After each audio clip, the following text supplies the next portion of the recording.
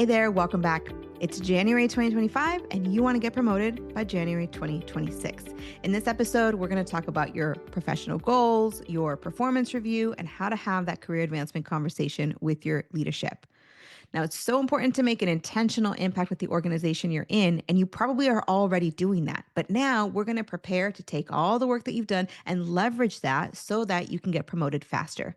We're going to talk about aligning your own personal growth and your personal career goals with the goals of the organization. So it's a win-win. And we'll also build out a plan that will change or turn your potential into actual action and performance and eventually promotion. I'm going to walk you through a couple different phases. The first one will be goal setting. So we're going to talk about how do we create a vision, how do we build some goals around it, and how do we make sure those goals are completed. The second part is the performance review. In that section, I'm going to help you prepare for the performance review. I'm going to show you how to make sure that your leaders are able to absorb the information you give them and provide you with a couple of reminders so you know what to do even when you're communicating challenges and setbacks. And then in the last portion, we're going to talk about how to have that career advancement discussion and how to use a little bit of persuasion and communication skills and even some psychology to help your leader take ownership for your advancement as well. Okay, so let's start at the very beginning. Let's plan out your goals.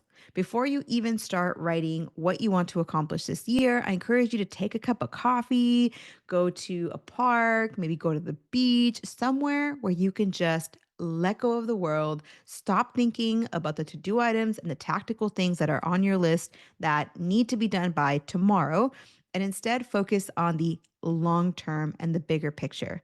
This is a time to write down, where do you want to be in 5, 10 years? And what does that mean for your next year?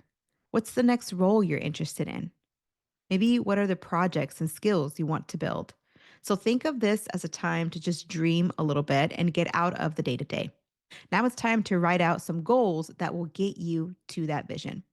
When you write your goals, make sure that they're actionable, that they reflect your own effort. So, for example, sometimes we can draft goals that relate to how our team will perform, and that's awesome. But for this specific career advancement plan, we want goals that reflect your effort, goals that are within your control, and that strike a balance between process goals, which is here's the action I'm going to take, and outcome goals, which are the result of the action you'll take. So let's say, for example, you're in real estate and you've got to make X number of calls every week. And you know that if you make X number of calls, it'll result in X number of clients over the next month. The X number of clients is the outcome because you actually can't 100% predict how many clients you'll get. But you know that if you put in the time to make the right number of calls, percentage and probability wise, you're probably going to get the right outcome. And so that's what I mean. When you're creating your goals, make sure your goals reflect your effort, make sure they're within your control, and ideally have at least one process goal for every outcome goal. So your outcome is I think and I want this to happen, but in order to do that, I need to meet this goal of taking XYZ action. So we have actionable down. Pretty good, I think, at this point. Make sure they're realistic. Is this goal possible with the resources you're given, the time you have, and in the environment you're in?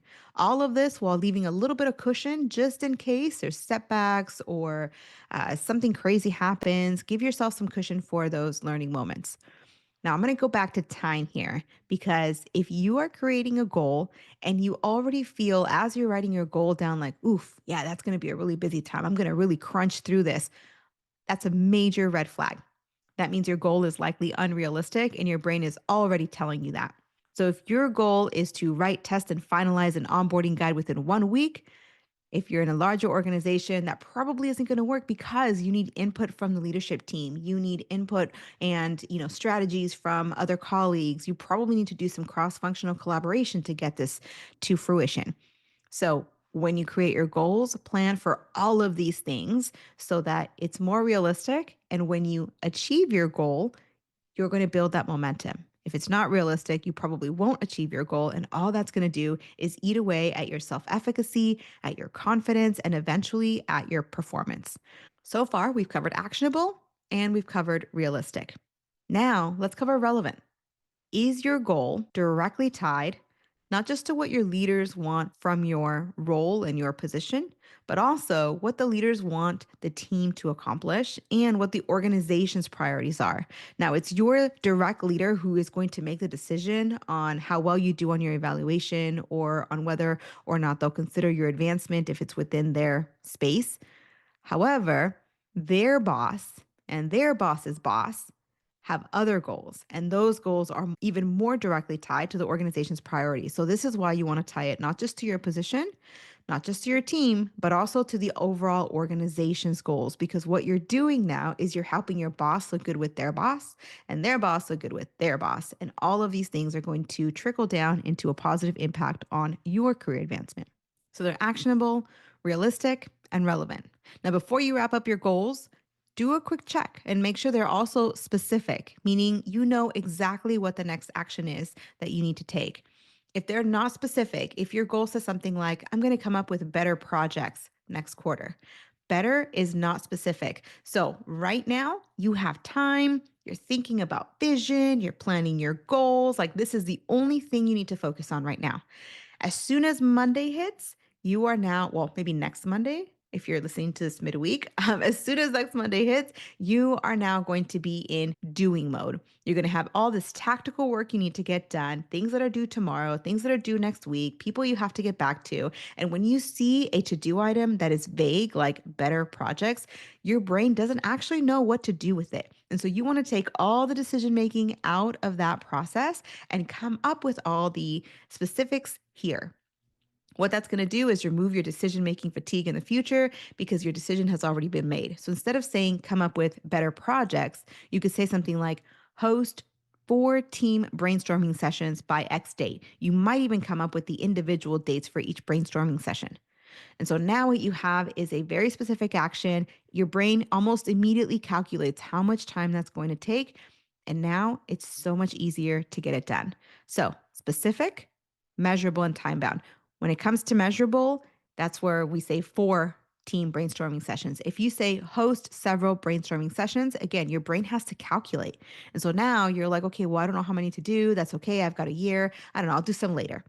You don't want to do that. So this is where specific, measurable, and time bound come into play. And again, time bound is, giving a date. So if I have 4 brainstorming sessions, again, I'd probably want to add a date to every single one of those sessions, maybe even send out the first email to get the ball rolling. I like to do that. I like to say, okay, if I'm going to have 4 team brainstorming sessions by December 31st, I'm going to have one in March, one in, I don't know, May, one in July, or one in September, whatever. So I grab those 4 and I think, okay, who's the first person I need to tell about this to get the ball rolling? And I'll send those emails sooner than later, or I'll schedule them. If it's too early to have that email go out in January, I would schedule it. I would send it to myself, right? So schedule it to myself for, say, June. And then when I get that email in June, I would then just forward it on to the person that needs to get it. So again, I'm doing the decision making parts of the work upfront. All right, all that to say, make sure your goals are specific, measurable, and time bound. Make as many decisions as you can about your goals now before you get into the busyness of the week to week. Now, did you know that most goals will die by the end of January 2025? And I don't want your goals to die. I want you to meet your goal of having that promotion by 2026.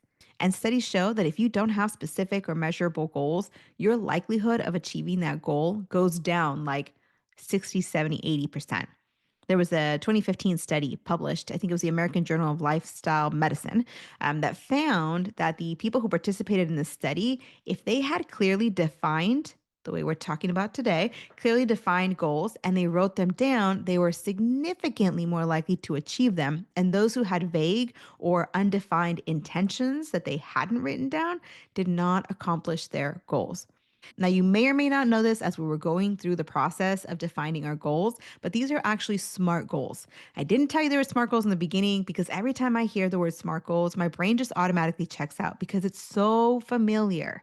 But if we shift our mindset from this is really familiar, I know it, I got it, yeah, we shift from that to what the goals actually do, which is they improve your focus, They increase your motivation to take action, and they align your efforts between you and what you want out of your career and what the organization is going to see as a win for them. You can then bypass the fact that it is the most overused acronym in the world and still tap into its power and its effectiveness. So by now, you've created your vision, you've set some goals up, and you've set those goals up in a way that you have made some decisions that you won't have to worry about in the future. So now you can move straight into action. Your next step is to map out this career plan.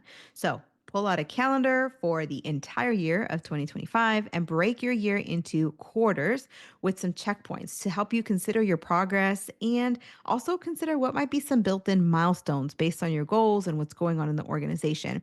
Those milestones will tell you that a significant marker has been reached. You have made significant progress towards your goal, and that's going to be motivating. And emotionally, it's going to give you momentum to keep working towards that goal. So maybe in quarter one, you want to establish visibility. And then in quarter two, you want to deliver measurable outcomes. In quarter three, you want to garner feedback. And in quarter four, you want to implement improvements. That is perfect. For each of these sections, I would encourage you to take that verbiage, right? Establish visibility, and now bring in everything you learned about goals so that in quarter one, you would have a specific goal. So by quarter one, you want to establish visibility by having XYZ meetings with XYZ people and be able to share XYZ information. So you're planning all this out ahead of time. While you're doing this, think about what is planned or what's likely to happen in those quarters. What typically happens in the first quarter, the second, the third, the fourth? When will your review take place? When do budgets open up or close? Or when does professional development take place? Are there any new initiatives coming down the pipeline? And what documents can you look at to see a vague timeline? And you're not only looking at things from work, I would also encourage you to take this time to plan out your year. Look at vacations. When are the busiest times at your home and when are the most relaxed times? When will you personally have more time? And while you're doing this, I like to take my calendar out, look at all the weekends, and I really prefer to have one 3 day weekend at least once a quarter. I know I'm going to get that in summer. I know I'm going to get that in the fall, but winter, spring, I don't really have a ton of opportunities for that because my workplace at that time didn't have those 3 day weekends. And so, what I would do is schedule a 3 day weekend. So, I would take one of my vacation days, plop it on a Friday, and now I know I've got a 3 day weekend. Now, in my mind, that signals we are going to reflect on our career plan and make adjustments to it at that time. So that's how you map out your career advancement plan for the entire year. You're making so many of those decisions much, much earlier on. Okay, so you've done the whole first piece, which is map out your career advancement plan. But so far, it's just you and your piece of paper. How do we bring your leader in? So let's talk a little bit about owning your performance review, leading your own performance review. The most important piece where all the value is created is in the preparation. This is true of the career search, it's true of your performance review, it's true of almost everything that is a conversation. Most of your value will come from how well you prepare. So, here's what you can do. Collect some metrics and achievements from the prior year. And I'm going to give you a pro tip. Most people don't do this, but you will be ahead of the game if you do. Every winter break or every January, look back on your year and write resume achievement bullets to update your resume for all your achievements in that last year. This gives you an opportunity to collect all the metrics that you need. And because you're writing your resume, it makes sure that you articulate your thoughts clearly and concisely. And now you have the language you need in order to present it to your leader. So, for example, your resume might say something like increase sales by 45% through XYZ process, streamlined processes to save 55 man hours per week through automation of XYZ, improved team engagement by 5% based on survey or whatever else, whatever details you have, right? But the point is that if you make yourself write them in a resume, it forces you to bring that down, and now you'll have verbiage that you can use in that meeting. The second step you can take to owning your review is to plan out your storytelling. So avoid a really busy presentation that has just too much information. All of this makes leaders feel overwhelmed, and it really makes anybody feel overwhelmed because they're not in the day to day tactical data mindset that you might be. And giving that much information is going to detract from your credibility, which, as an up and coming leader, your credibility stems from your ability to communicate complex ideas really simply. And so instead, use the less is more approach. So that way they can easily absorb the information and see your communication skills shine through. And also, you get to put a spotlight on the pieces of the story that make the biggest impact. Notice that when Disney or other companies make a beautiful film, it's so clear. There's not a lot of clutter of information. You probably have questions about, hey, what happened to this other character and what's going on behind the scenes over here? And that's because they're not going to share that information if it's not relevant to the outcome, if it's not relevant to the purpose of the story. So you're going to do the same thing here. You want to clearly and quickly help them understand A, the problem or the starting point, B, your framework or solution, and C, the outcome. And in theory, the most powerful presentations are the ones that show the biggest and most drastic difference between the problem and the outcome. That's really all you need. Most of everything else is going to be just a lot of data and a lot of information that you can provide for them, but I would separate that from the story. So tell your story, and then if there's other information you think would be important for them to know, provide it for them, but maybe not have that be the focus of your verbal communication, taking up valuable time in your performance review. Ultimately, you want to present your work as compelling, not busy. Okay, now I do want to, remind you of something because, we went over preparation, we went over storytelling, but I don't want to take for granted that there is a law of recency that says that we focus on the things that are most recent for us or closest to us. That means for most of us, that's going to be tactical work and not necessarily the strategic objectives that are laid out for the team or for the organization. So, as you're preparing, as you're planning, and even before you start all of this prep for your performance review, I would look at the organization's objectives from leadership updates or from quarterly meetings. Also, look at your past evaluation and consider what your boss's goals are and even what your boss's goals are. So that as you prepare and as you draft your storytelling, and your data and your presentations, you are speaking directly to what matters most to them. That is the foundation of your preparation. Okay, so you've laid out your goals, you prepared for your performance review. Now the date has come and you're about to walk into their office. How do you navigate this conversation? There's two main things that I would encourage you to focus on building in. The first one is to engage your leadership, to hook them, to grab their attention and garner their investment. And you do that by framing your conversation less around the work that you've done to start and more around the goals they have. So here's what it would look like. Instead of saying something like, here's all the great things that I did 1, 2, 3, 4, 5, 6, 7, 8, I would instead say, here's the goals the organizations have. And in this meeting, I'm going to share with you how I've moved those goals forward. For project or goal A, I did XYZ, which allowed the organization to XYZ. And so now what you're doing is you're talking to them in their terms. You're telling them, here's what matters to you, and here's how I helped move it forward. The second thing is that you probably had some challenges along the way, or maybe you had a setback or a full on failed project. That is absolutely normal at every organization. What you can do though is instead of focusing on a failure and letting that bring down your communications and your emotions and your motivation, instead, I would turn that into an opportunity. You heard that right. Your challenge, your setback, even your failure is an opportunity to show them that they have a more valuable team now. Here's how you do that. When you have a challenge, first you acknowledge the challenge.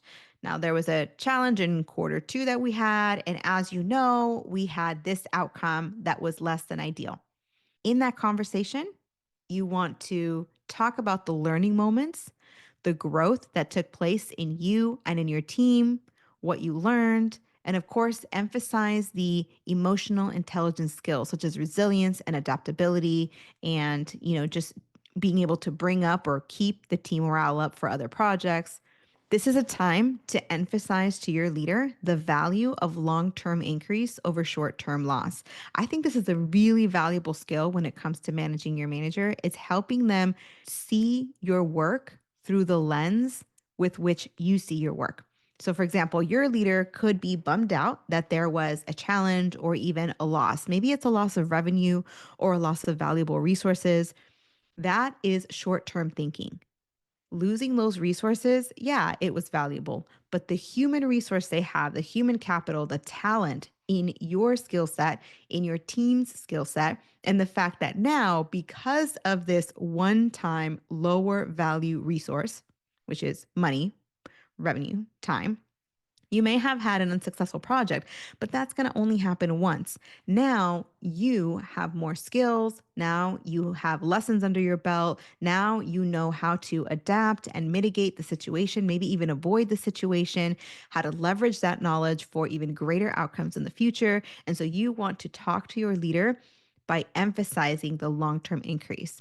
So you can say something like, well, we had obstacle X in quarter one of 2025, but despite that obstacle, I adapted and implemented Y solution, which we can use in the long term every time the situation comes up.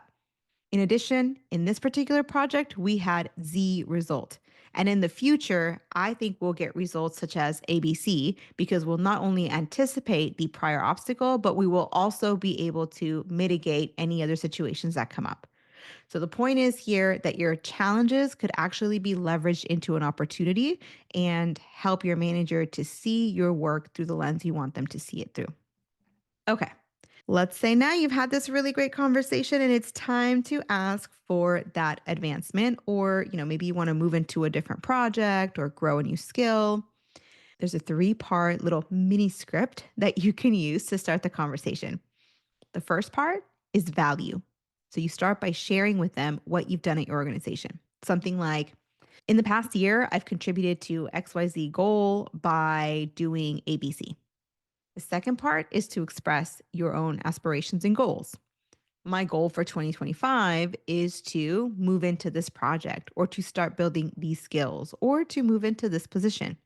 And step 3 is to then invite collaboration. You could say something like, how do you see this goal of mine aligning with your team's priorities? Or how do you see my aspirations moving this team forward? Now, here's why each of these is so valuable. The first one, value, is valuable because it gives them an opportunity to reflect, even if it's really quickly, it gives them an opportunity to reflect on how you're qualified for what you're about to ask. Now, you can share any contribution you want in that value piece, that first part of the script, but I highly recommend to be really strategic about this and figure out the contributions that are most closely connected to that step 2, which is your aspirations and the goals, right? What project you want to be on, what promotion you're seeking. So when you talk about the value in the first part, share contributions and accomplishments that prove you can do what you're asking for. Expressing your aspirations is that second part, and that part's pretty straightforward. But in the third part, inviting collaboration, this is like a little ninja trick here because our brains will, if you give me an idea and that idea didn't come from me, my brain immediately goes into evaluation mode. And that's all of us. Whether we like it or not, it's just the way our mind works. It's going to go into evaluation mode and we're going to try to figure out is this something that I should approve or buy into? Which means we're looking for red flags. We're looking for reasons why it's not going to work. However, if the idea comes from me, there's this assumption that it's already been vetted because it came from me. I trust myself, right? We all trust ourselves. And so when you invite collaboration, what you're doing is you're helping them to think about how your advancement aligns with the team's priorities and then share that. So 2 things happen. Number 1, they're now imagining how you would do in that position. And number 2, they are talking about it. And most of us need our actions to align with our words. And so this is going to create more buy in from your leader. Now, a couple of pro tips here.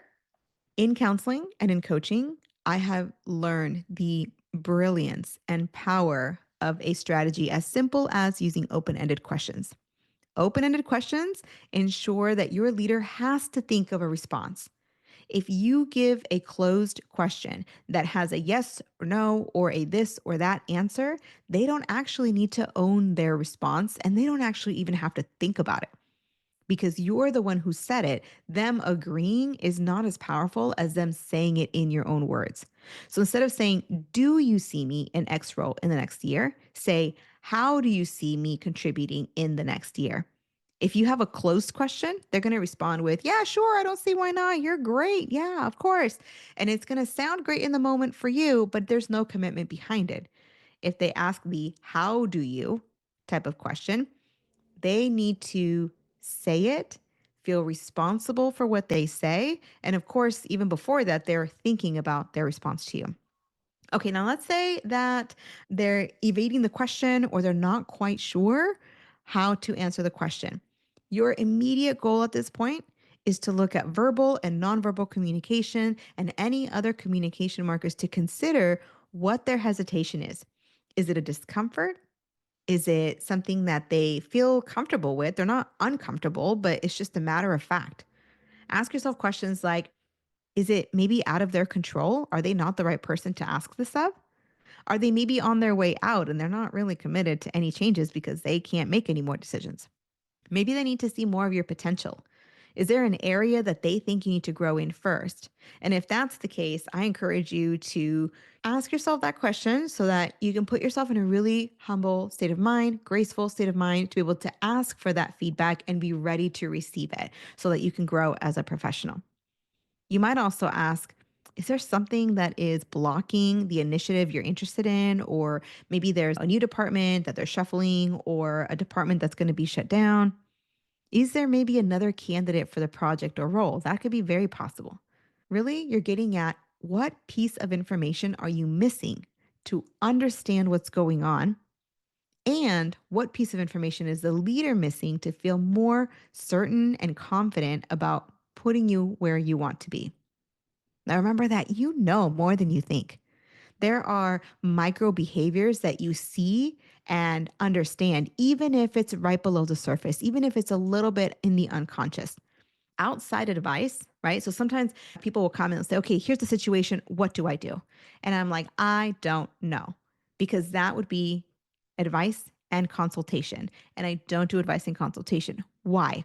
Because you have so much more context than I could ever have. You know your industry, you know your organization, you know the culture, you know the people. You've been able to see these micro behaviors and these politics and also outright behaviors, right? Communications and meetings. You have so much more context. You couldn't possibly catch me up on the entire situation. And so I'm warning you, my friend, if someone is giving you advice and telling you, you should do this, you should do this, the reality is that it could be 70% correct at best because only you have all the information that you need to make that decision.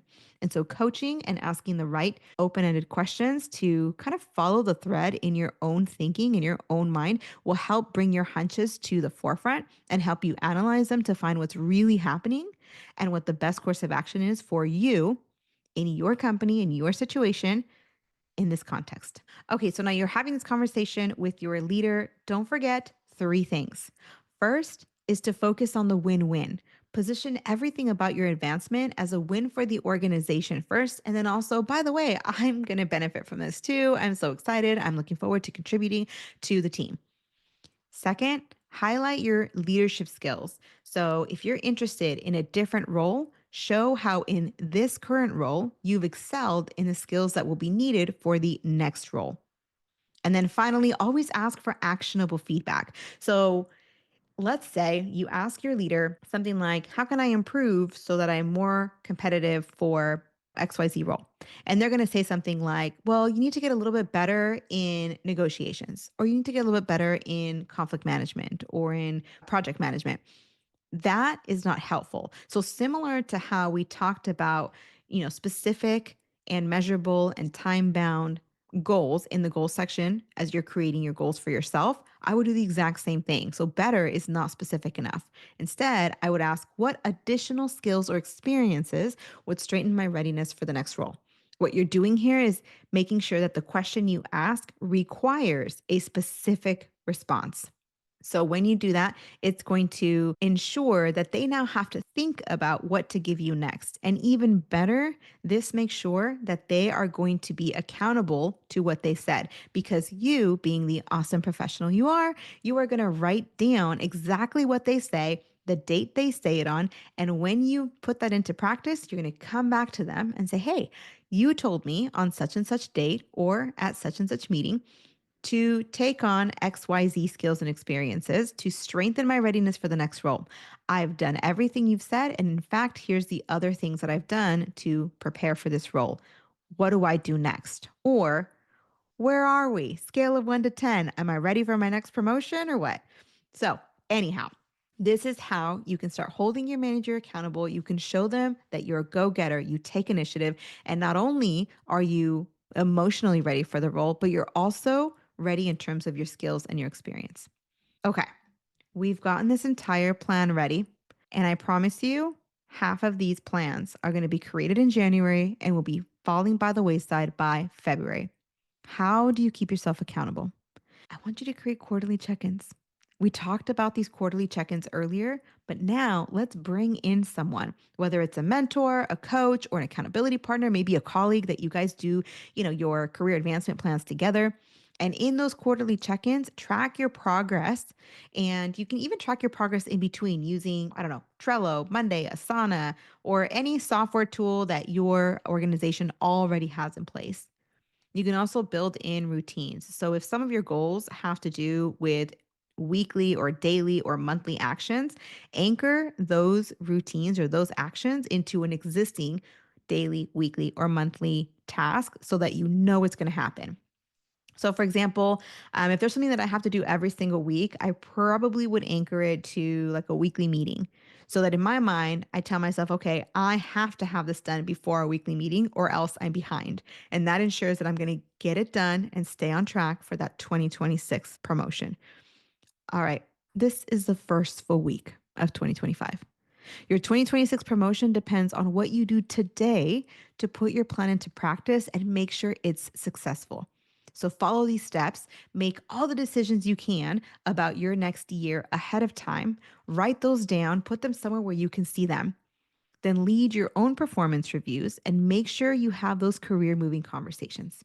Listen, if you enjoyed this conversation, then next week is going to be golden. You're going to get a formula to own your value so that you can communicate it to your leaders. And if you're in the career search, you can communicate it to hiring managers. Jamila Brown is going to come in with literally a math formula to show us how. I hope you can join us. For now, know that we love you. We're praying for you, and we'll see you on the next one. Hey, thanks for listening. I really appreciate you spending time with me today. If you found this episode helpful, please tap the 5-star review on the show's homepage in your podcast app. It would absolutely make my day, and it helps others discover the Uncommon Career Podcast. Now, to download your free career resources and learn how I help seasoned professionals land amazing offers in as little as 90 days, click on the link in the description or go to theuncommoncareer.com. Thanks again, and I'll see you on the next one.